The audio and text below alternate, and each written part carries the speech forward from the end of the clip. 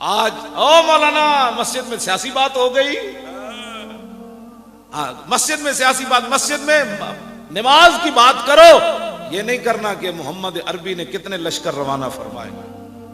یہ بیان نہیں کرنا کہ رسول اللہ خود بدر میں کیسے تشریف لے گئے، یہ نہیں بیان کرنا کہ رسول اللہ نے ایسے تلوار اٹھائی تو ابو دجانہ کو کیسے تھی، اور یہ نہیں کہنا کہ رسول اللہ کی طرف جب وہ گھوڑا دوڑا کر آ رہا تھا تو کہتا تھا بتاؤ اے محمد کدھر ہے، تو یہ نہیں بیان کرنا کہ ابو دجانہ فتعرض لہ ابو دجانہ، اینج ابو دجانہ آگے ہو گیا، انہوں نے کہا نہیں نہیں میں تو بڑا صوفی آدمی ہوں، ختم نبوت پر حملہ ہوا تو وہ جہد چشتی صاحب جانے، میں تو پیر ہوں، میں تو اندر بیٹھا ہوں۔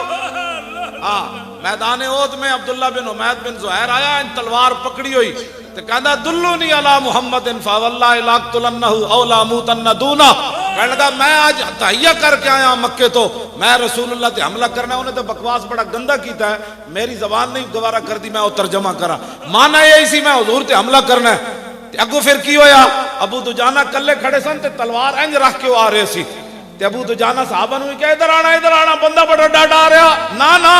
عشق اپنے فیصلے کرنے میں خود بڑا دلیر ہوتا ہے، فتعرض لہ ابو دجانہ اینج کر کے اگے کھڑے ہوئے، فرمایا پتر علم الی من یکی نفس محمد بنفسہ، فرمایا پتر حضور والے تے بعد میں جانا، اساں جے گردنا حضور وال رکھیا نا، ادھر توجہ جی، میں توجہ اینجو جیڑا عاشق رسول ہوندا انہوں تقریر کرن دی لوڑ نہیں ہوندی، ہاں جی وہ تقریر سے نہیں ختم نبوت کی حفاظت کے لیے آتا، وہ تقریر کے لیے ناموس فتعرض لہ ابو دجانہ ان جگہ کھڑے ہو گئے، فرمایا پہلے ادھر آنا اسی جے موجود ہاں، علم الی من یکی نفس محمد بنفسہ، انہاں دی طرف آ جڑیاں اپنیاں جاناں دے کے اپنے نبی دی حفاظت کرن آئے بیٹھے، انہاں دی طرف پہلے آ، ادھر آ، ادھر کہنے نہیں ادھر جاؤ جی، میں تو حضرت صاحب ہویا کہ میری تو گدی اتنی وڈی، میرے 10 لاکھ مریدن، جے میری خانقاہ تے ختم نبوت دا مسئلہ بیان ہویا تو میری خانقاہ تے تو انہوں بھی آنا ہے جنہاں حملہ کیتا تے پھر میں انہوں نظرانے کیویں دینے،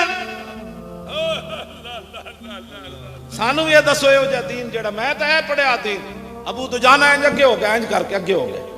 میں تو اے پڑھیا، صدیق اکبر ہجرت دے دوران بھاج کے کدی حضور دے اگے چلے جان، کدی بھاج کے پیچھے چلے جان، کدی بھاج کے دائیں کدی بائیں، تو حضور نے فرمایا صدیق یہ کوئی چلنے کا انداز ہے،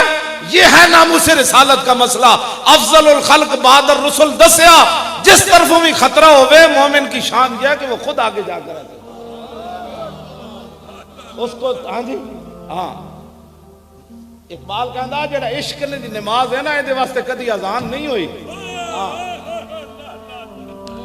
ہاں جی عشق دی نماز واسطے کدی بھی اذان نہیں ہوئی، عاشق خود افضل الخلق بعد الرسل، حضور دی خاطر منہ تے جتیاں کھا دیا، یہ قیامت والے دن صدیق اکبر بلان گے نہیں، اسا تے جتیاں حضور دی خاطر منہ تے کھا دیاں نہ ہوئے، تسی حضور دی ختم نبوت تے خانقاہ تے تقریر نہ کروا سکتے، یہ بھی سیاسی مسئلہ ہے، ختم نبوت پہلے ممتاز کا سیاسی مسئلہ تھا، اب ختم نبوت بھی سیاسی مسئلہ ہو گیا، دنیا کتنی چلاک نکلی یار، جس کے صدقے پیریاں، جس کے صدقے جناب اپنی نظرانے انہاں دیاں پورے نسلیں پل رہی ہیں،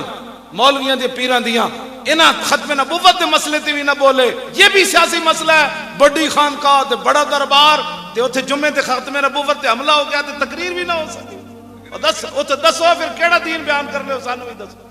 اے ایمان ہے۔ صدیق اکبر نے جدو حضور نے پوچھا صدیق ہے کوئی چلن دا انداز ہے، عرض کی تھی حضور میں نے جدو خوف ہوندا ہے نا دشمن اگے تو آنا ہے تے میں نس کے اگے چلے جانا، جنہیں مقابلہ کرنا ہے مینوں مارے، تواڈے تک تے نہ ہوے نا۔